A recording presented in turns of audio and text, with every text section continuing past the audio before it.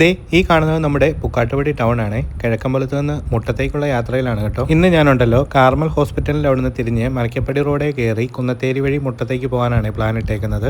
അങ്ങനെ നമ്മൾ പുക്കാട്ടുപടി ടൗണൊക്കെ കഴിഞ്ഞ് കുഞ്ചാട്ടുകര എന്ന് പറയുന്ന മനോഹരമായ സ്ഥലത്തൂടെയാണ് കേട്ടോ ഇപ്പോൾ പാസ് ചെയ്ത് പോയിക്കൊണ്ടിരിക്കുന്നത്.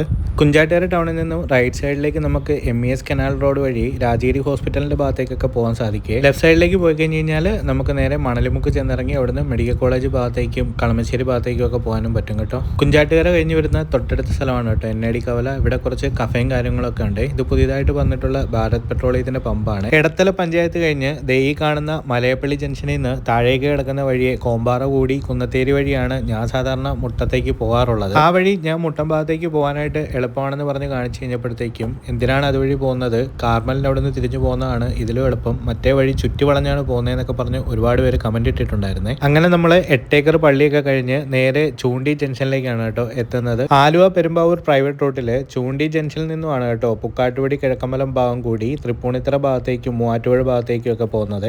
ശരിക്കും പറഞ്ഞു കഴിഞ്ഞാൽ ചൂണ്ടി വഴി വന്ന് കാർമലിൻ്റെ അവിടെ നിന്ന് ലെഫ്റ്റ് തിരിഞ്ഞ് മുട്ടത്തേക്ക് പോകുന്നത് 2 വീലർ ആണെന്നുണ്ടെങ്കിൽ കുറച്ചുകൂടെ എളുപ്പമായിരിക്കും. അതിന്റെ കാരണം മറ്റൊന്നുമല്ല, നമ്മളിപ്പോൾ ഇത് കൊച്ചിൻ ബാങ്ക് ജംഗ്ഷനിലേക്ക് എത്തിയിട്ടുണ്ട്. നിങ്ങൾക്ക് ഈ വീഡിയോ കാണുമ്പോൾ തന്നെ അറിയാം, ചൂണ്ടി ഭാഗം മുതൽ കാർമൽ വരെ അത്യാവശ്യം നല്ല ബ്ലോക്കാണ്. സ്കൂളും കൂടെ ഓപ്പൺ ആയി കഴിഞ്ഞ് കഴിഞ്ഞാൽ അത്യാവശ്യം നല്ല ബ്ലോക്ക് കിട്ടും. അപ്പോൾ നമ്മൾ കാർമലിൻ്റെ അവിടുന്ന് ലെഫ്റ്റ് തിരിഞ്ഞ് അസിസി ഭവൻ സ്കൂളിന്റെ ഫ്രണ്ടിൽ കൂടെയുള്ള റോഡാണ് പോകുന്നത്. ഈ റോഡ് ഏകദേശം 1 കിലോമീറ്റർ മുമ്പോട്ട് ചെല്ലുമ്പോഴത്തേക്കും ഒരു വളവ് വരുന്നുണ്ട്. ആ വളവിൽ നിന്ന് അകത്തേക്ക് കിടക്കുന്ന ഈ റോഡാണ് കേട്ടോ നമുക്ക് മുട്ടം ഭാഗത്തേക്ക് പോകേണ്ടത്. ഈ ഒരു റോഡ് കാണുമ്പോൾ തന്നെ നിങ്ങൾക്ക് അറിയാം, ഇത് അത്യാവശ്യം നല്ല ഇടുങ്ങിയ റോഡാണ്. 2 കാറുകൾ ഒരുമിച്ച് പോകത്തില്ല. ബൈക്ക് ആണെന്നുണ്ടെങ്കിൽ നിങ്ങൾക്ക് സുഖമായിട്ട് ഇതുവഴി പോകാം.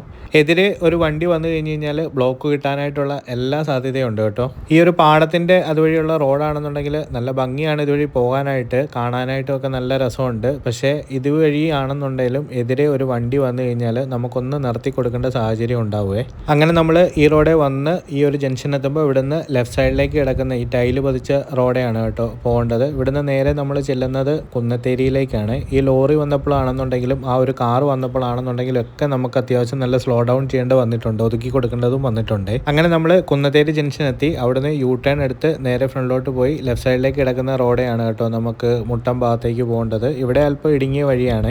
ചോർണിക്കര ഫാമിലി ഹെൽത്ത് സെന്റർ ഒക്കെ ഇവിടെയാണ് കേട്ടോ. കോമ്പാറ കൂടി വരുവാണെന്നുണ്ടെങ്കിൽ നമ്മൾ കുന്നത്തേരി വഴി വന്നിട്ട് ഈ ഒരു വഴിയെ തന്നെയാണ് കേട്ടോ നമുക്ക് മുട്ടം ഭാഗത്തേക്ക് പോകേണ്ടത്. മുട്ടം മെട്രോ യാർഡിന്റെ റോഡിലൂടെയാണ് കേട്ടോ നമ്മളിപ്പോൾ പോയിക്കൊണ്ടിരിക്കുന്നത്. ഞാൻ സാധാരണ കോമ്പാറ കൂടി വരുവാണെന്നുണ്ടെങ്കിൽ ഏകദേശം ഒരു 24-25 മിനിറ്റ് കൊണ്ട് മുട്ടത്തെത്താറുണ്ട് കേട്ടോ. ഈ വഴി വന്നപ്പോഴത്തേക്കും 27 മിനിറ്റോളം എടുത്തിട്ടുണ്ട്. അപ്പോൾ ഈ ഒരു വീഡിയോ ഇഷ്ടമായിട്ടുണ്ടെന്നുണ്ടെങ്കിൽ നമ്മുടെ ചാനൽ ആദ്യമായിട്ട് കാണുവാണെന്നുണ്ടെങ്കിൽ ഒന്ന് ഫോളോ ചെയ്ത് വെക്കാനായിട്ട് മറക്കരുതേ.